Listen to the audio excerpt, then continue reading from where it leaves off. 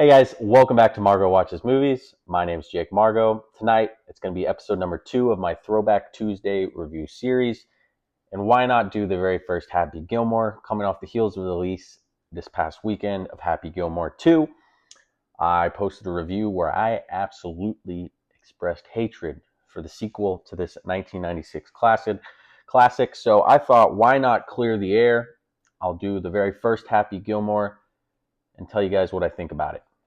Now, for me personally, growing up, Happy Gilmore is a staple of my childhood. I think it's an all-time comedy classic. I think there are so many jokes that just land with ferocity in this film.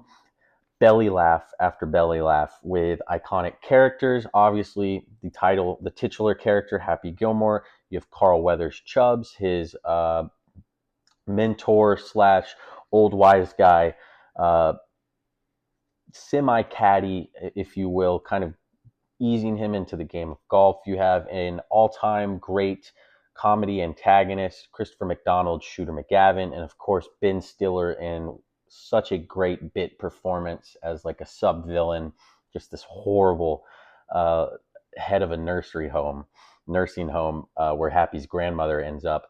And I think the core of this film, it has a very simple story. It is based in that sports trope of an underdog rising his way to the top of a sport. And I just think it makes it work on all levels. Now, again, what's the most important factor of a movie that wants to be a comedy? Being funny. And this movie is hysterical. It is truly hysterical. I think it has one of my favorite jokes of all time. It was something that made my stomach hurt from laughing so much as a kid, where Happy is lining up for like a 3 foot putt. You have Kevin Nealon in his ear talking to him about the ball. Hey, Happy, the ball, he's got his bags packed. He's ready to go home. Just send him home, Happy. Send him home. Happy, of course, misses the putt, jumps down. Why didn't you go to your home, ball? Are you too good for your home? And then proceeding to like crash out, throw the golf flag, making a cameraman fall, and then you cut to his love interest of the film, Virginia, played by Claire in Modern Family, having this conversation, and in the background of the ESPN broadcast, you just hear Happy on this F-bomb laced tirade, just every expletive beeped out on the television broadcast. And I just thought that added so much to the humor of the scene. And that always makes me just roar with laughter. It's one of my favorite jokes ever. I think the whole every interaction between Happy and Shooter in this, very obviously protagonist, antagonist kind of sense. I eat pieces of shit like you for breakfast. And then Happy talking back to Shooter, you eat pieces of shit for breakfast? No. I mean, it's just classic, along with like Ben Stiller at the nursery home, the old lady. He makes all these women, these old, helpless old ladies do like hard labored stuff. He's got them knitting like a sweatshop. My hands hurt. Oh, your hands hurt. Well, guess what? You just pulled hard labor, sweetheart. Now your back's going to hurt. And every aspect of this film, I think works. And is it like a masterpiece of cinema? No. It's silly, doesn't take itself too seriously, but as far as comedies go, this is a comedy classic, and it cemented Adam Sandler as a superstar in the industry. And between this, Billy Madison, The Wedding Singer, and some other great Sandler films, obviously he has many comedies that are absolute abysmal flops, just as far as enjoyment.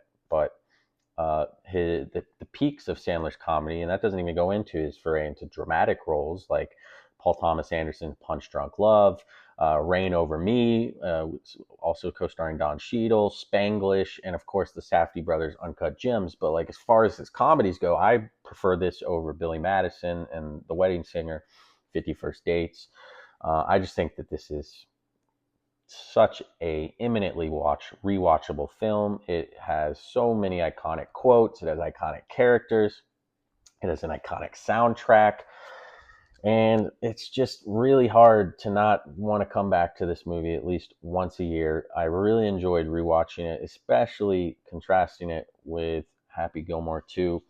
And again, I know that movies are subjective, humor is subjective, but I struggle personally to see how anybody is enjoying that second film nearly as much as this one. I just think the heart of this film is there. There was care put in the craft into this film. It didn't feel like some type of cash grab, overladen and overburdened with just cameo after cameo. There's a couple cameos in here. They work really well. The main one being, of course, the iconic fight with Bob Barker of The Price is Right fame, where Bob Barker proceeds to beat the dog piss out of Happy Gilmore over a round of celebrity golf.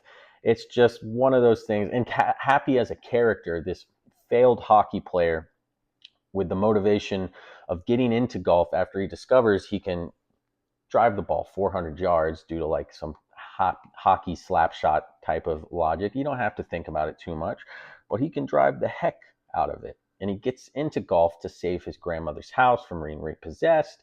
And it's just a very simple story with a very simple motivation. Everything about it works well.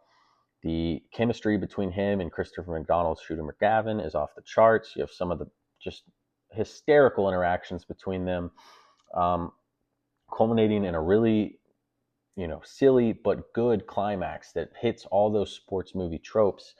So I just, again, this is it like a masterpiece in cinematography and the technical aspects, wonderfully edited? Not really, but it's still a comedy classic because it hits the most important note in a comedy, which is it constantly makes you laugh. It's constantly quotable. It's memorable. It's a lot of fun. I love this film. So yeah, I mean, for me, this is an all-time comedy classic. I wouldn't actually rate it like a 9, but just as far as comedies go, this is an all-timer. I love it. I'll always love this film. Let me know what you guys think in the comments below.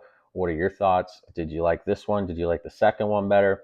Again, I'll have that second review posted in the comments below.